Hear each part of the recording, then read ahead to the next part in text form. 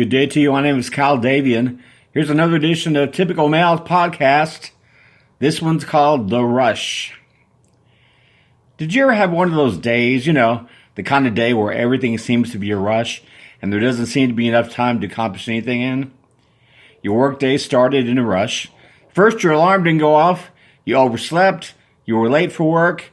You were late going to lunch. You were late coming back from lunch. You were late getting back to work when you came back to work because your boss yelled at you for being late, and now you're late leaving work because you were late this morning and, well, you get the idea. Anyhow, you finally arrive home after battling the worst freeway jam in ages. But of course, that was to be expected because tonight is the night you have to pick up Susan for a date. You're supposed to go to a costume party, of all things, at 9 o'clock. She's expecting you at her house at 8 p.m. to pick her up.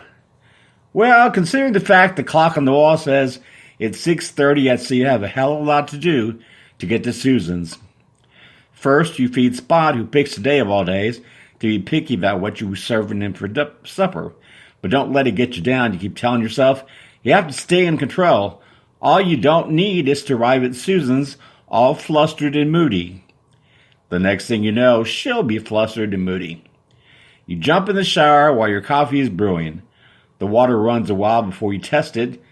Still cold. Come on, damn it, you cokes. Now is no time to be slow in warming up. Suddenly the water pressure drops way down, slowing your water volume to almost a trickle. Damn that Mrs. Edelson, she had to pick now to do her laundry. You grit your teeth as you brace yourself to step under the water spray. Regardless, remind yourself that you knew the dangers of living in an apartment when you rented it.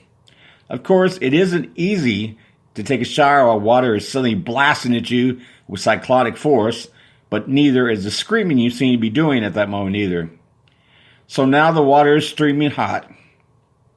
You grit your teeth again for a few short moments and decide that your body and you have had enough fluids for one day.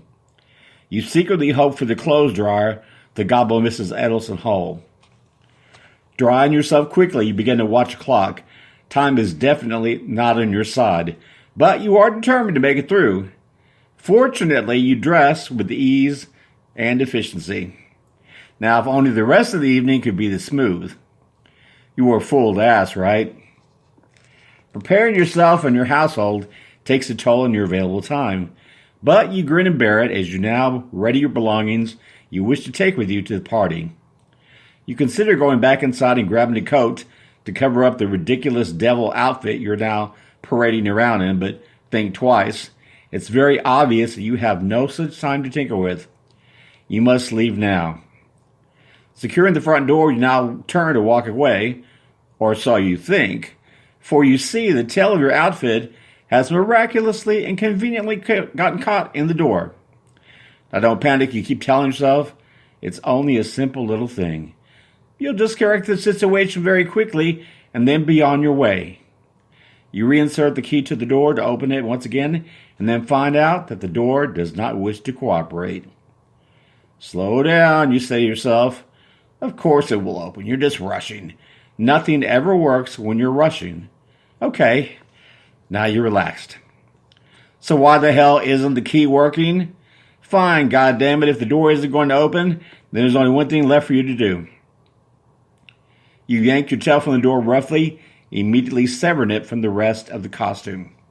To say the least, you feel a little bit idiotic, staring at a red tail dangling from your front door, but you try to shrug it off.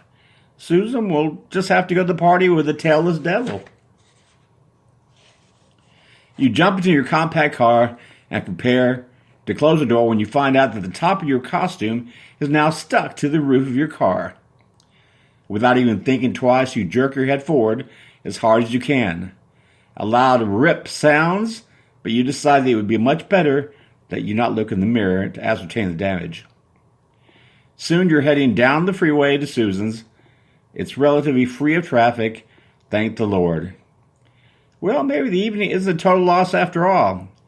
The exit to the off-ramp is soon within your view, and you merge lanes to do your thing when a wild animal of some sort darts across your path, causing you to swerve across 3 lanes and land in the opposite direction in the left pullover lane. Needless to say, and you knew this was coming, your car will not start now. Great. Nope, no matter how much you pump it or curse it, it simply does not want to budge. What the hell are you supposed to do now? Well, why not ask a nice motorcycle cop that is so conveniently driven up behind you? The policeman is all smiles, as are you. Only yours is of an embarrassing nature, while his is of a sadistic one. My license, you ask? Of course, officer, it's right here. It appears, my friend, as if that devil costume you're sporting does not have any pockets, which naturally has caused you to forget to bring your wallet. The whole time the officer is checking your plates and your identity and writing you the fattest ticket of all time, he never once mentions the fact that you are wearing that damn devil suit, which by now is extremely uncomfortable. You do notice, however, that his smile has grown considerably since he first set eyes on you. Yeah, he's enjoying every damn bit of this. You bet your sweet patootie is. He finally hands you the wallet tickets and advises you to be careful while re-entering traffic and also to have a nice day. Wait a minute. You stop him as he prepares to leave you alone. Yeah, what is it? He replies, immediately brandishing an irritated look. What's the extra cleanup charge on this ticket for? What do you expect us to do? Leave it all over the road? Someone has to clean up that shit you made. From skidding across the freeway? The officer begins to laugh for a long while. Makes you nervous, but you soon find yourself nervously laughing along with him. And after a short while, you begin to realize that you have absolutely nothing to be laughing about. Listen, son, the officer taunts. If you want to go out there and clean up all those rabbit guts, you're more than welcome to do so. But personally, I think you'd prefer that the Highway Sanitation Department handle it for a modest fee. He then begins to walk away, his sardonic laughter echoing behind him. Rabbit guts? You mean you actually ran over and killed that poor defenseless rabbit? Suddenly you feel a little bit sick. You try the ignition again, and it turns. Isn't it amazing that your engine will always die long enough for the police to give you that crap and then start up instantly once they've left? Well, you're soon on your way to Susan's, visions of wounded, crippled, hobbling rabbits on crutches dancing in your head. But you try to clear your mind of such thoughts. The night is still young and you have a long way to go before you're free and back home again safely. There, just ahead, is the turn to Susan's house. You've almost missed it with dust falling suddenly on you. With no thanks to the highway patrolman, mind you. Soon your car pulls into a driveway. You cut the motor, take a few moments to prepare yourself before you head for the front door. An awful lot has happened to you along the way. You're convinced that the more you downplay it, the less you will notice, and the more you will get away with. Okay, now you're ready. You ring the doorbell, wait for a reply, but suddenly you're overcome with the strongest feeling that something isn't quite right here. At first, you're unable to put your finger on just exactly what it is, but soon it hits you right smack in the face. The lights. The porch light is not on, nor are the interior lights in the house. You check your watch and note that you are miraculously only 12 minutes late. Susan wouldn't have the gall to get that upset over 12 lousy minutes and leave without you, would she? Or would she? I don't know. She's gotten pretty mad over some of the littlest things before in the past. You ring the doorbell again. Your heart begins to beat faster, wondering if she did in fact leave you behind. If this is the case, and by the time you catch up with her at the party, she'll really be sore at you. It definitely is something you do not need. And just as you're walking away in nervousness, the door begins to crack open. The porch light suddenly comes on, and there, poking her head out from behind the door, it's Susan. Her head sprouting all sizes of brightly colored curlers and layers of night cream on her face. She screams when she sees that it's you and hides behind the safety of the door.